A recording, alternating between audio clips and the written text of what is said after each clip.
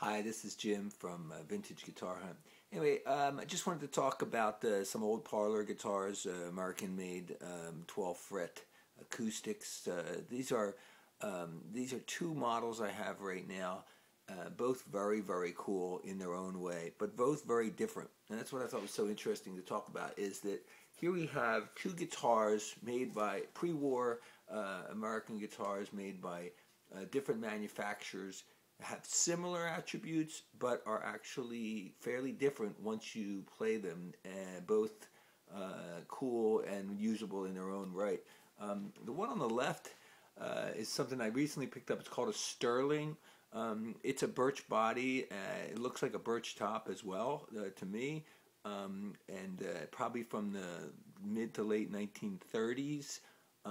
Basic, 12-fret little acoustic guitar. They used to call them concert size. I don't know why now people like to refer to them as parlor size guitars.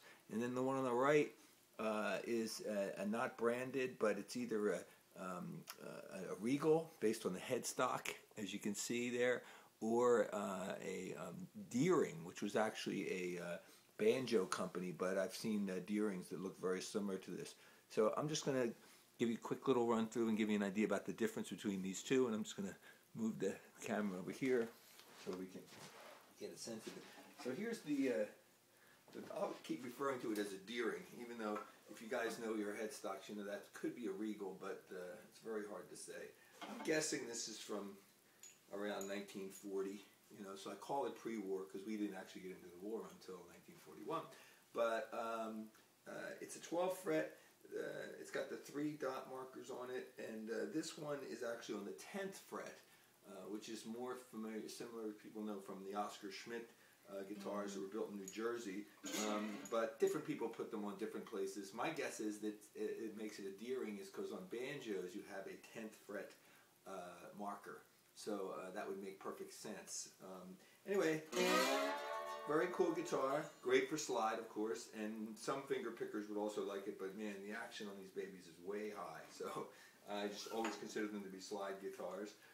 That's the way things were back then. People didn't play finger style above the 5th or 6th fret back in those days. And but it's got a great tone. It's really loud.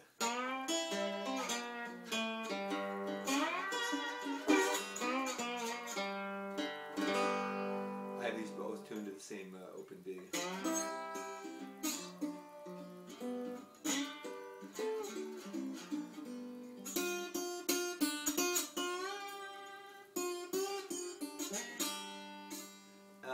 This one has the straight headstock, the old black, button tuners. It's definitely ladder braced. If you can't tell from looking at the inside. I mean, these old Birch guitars have cracks all over them because Birch just not a wood that ages super well, and they didn't tend to kiln dry this stuff for years the way that the high-end guitar makers did. But you know what? Even with a couple of cracks here and there, this is a really sturdy guitar. As a matter of fact, in some ways it's almost too sturdy to be a great guitar because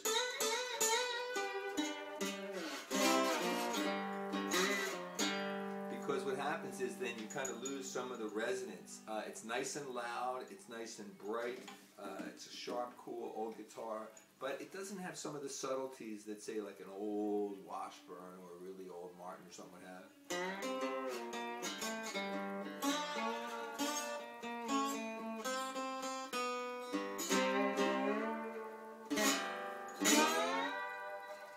Because the fact is, it's just really thick wood, like paneling, and means it survived, but it doesn't give it the most subtle tone in the world.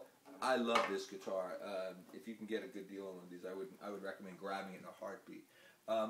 Then you have this one, which looks very similar, but is actually quite different. This Sterling-made guitar. I have no idea who Sterling is or who might have made it. Probably one of the 50 or so pre-war American manufacturers that floated around. But this is a very different guitar. Still all Birch, but much lighter, much more resonant. You can even hear the subtlety to it. It's still got a basic, fixed bridge, which is nice. Doesn't have any of that tailpiece nonsense that drives me crazy on these old guitars. It's glued down, and it does have a little binding, real binding. You can tell it's real because it's missing on a part of it back here. Crazy severe V-neck. I mean, you cannot imagine a more V of a V than this. This other guitar has what I call a soft V. This is a severe V, but man, you gotta love it, It's also got the slotted headstock, which is the really old style. So, wooden nut on these guitars, that's the way it was. It's like a super hard wood. This one, it's like, I don't even know what it is. It's like a rock. Similar to this one. So here you go, and this one, much more subtle tone, much more resonant.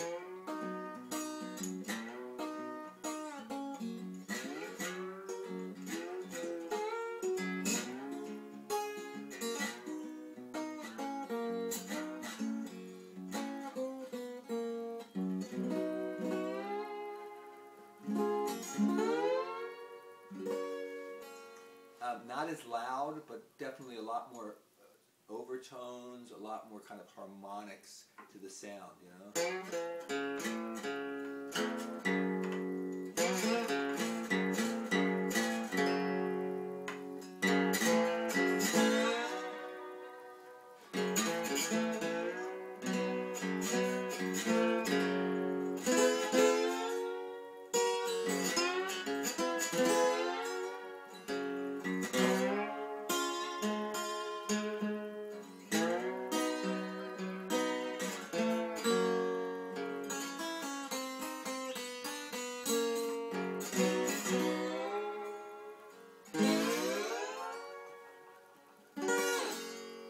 So as you can see, just a little subtle difference. I mean, literally, just holding them, you can tell this one's got to weigh at least a pound or two more than this one.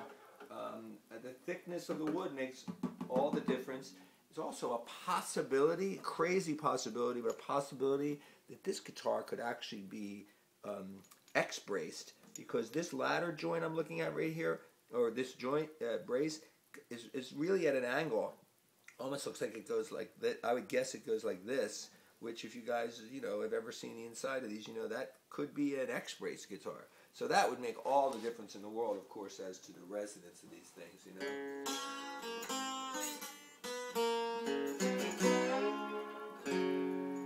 Because with X-bracing, you can have a much, much thinner top and get a lot more nice tonal resonance out of this. So, cool guitar, 2 Birch guitars, 12 fretters, little parlor babies, and there they are.